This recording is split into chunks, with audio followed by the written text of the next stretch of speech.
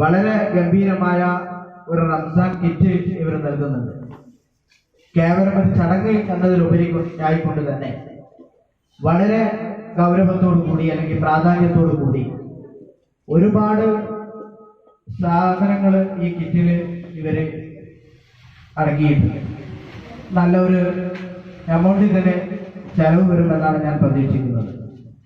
കഴിഞ്ഞ വർഷമൊക്കെ 58ഓളം ആളുകൾക്ക് നമ്മുടെ പ്രദേശത്തെ 58ഓളം ആളുകൾക്ക് കിറ്റ് കൊടുക്കാൻ ഇവർക്ക് സാധിച്ചു.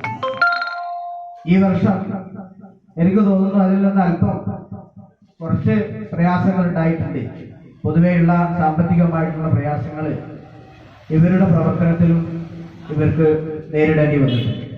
എന്നാലും പുറകിലല്ല 40ഓളം 48 50ഓളം ആളുകൾക്ക് ഇവര് ഈ റമദാൻ മാസത്തിലും റംസാൻ കിറ്റുകൾ വിതരണം ചെയ്യും. ഇവരെ സംബന്ധിച്ചിടത്തോളം നാട്ടിലും മറുനാട്ടിലുമുള്ള ആളുകളാണ് ഭൂരിഭാഗം ഇവരുടെ കൂട്ടായ്മയിലുള്ളത്. പ്രവാസികളെ കുറിച്ച് നമുക്കറിയാം. മുറ്റവരെയും ഇടയവരെയും ഒക്കെ അവരുടെയൊക്കെ പ്രയാസങ്ങൾ ലഘൂകരിക്കുന്നതിന് വേണ്ടി പ്രവാസത്തിന്റെ പ്രയാസങ്ങൾ അനുഭവിക്കുന്നവരാണ് പ്രവാസികൾ.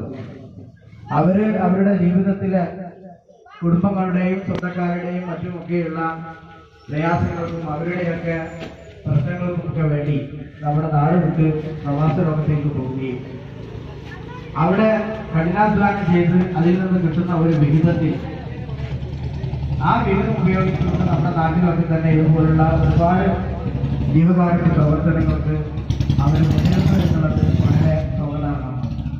ഈ കൂട്ടായ്മയിലുമുള്ള ഭൂരിഭാഗം ആളുകളും അത്തരത്തിലുള്ള ആളുകളാണ്.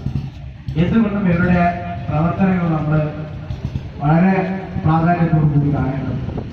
ഈ വർഷത്തേക്കുള്ള പ്രവർത്തനത്തിന്റെ ഒരു പുതുമ എന്ന് പറയുന്നത് നമ്മുടെ പ്രദേശത്ത് നിന്ന് SSLC പരീക്ഷയിൽ ഫുൾ A+ വാങ്ങിയിട്ടുള്ള 3 കുട്ടികൾ, ആ കുട്ടികളെ ഈ ചടങ്ങിൽ വെച്ച് ഈ പരിപാടിയിൽ വെച്ച് അവർ ആദരിക്കുന്നു.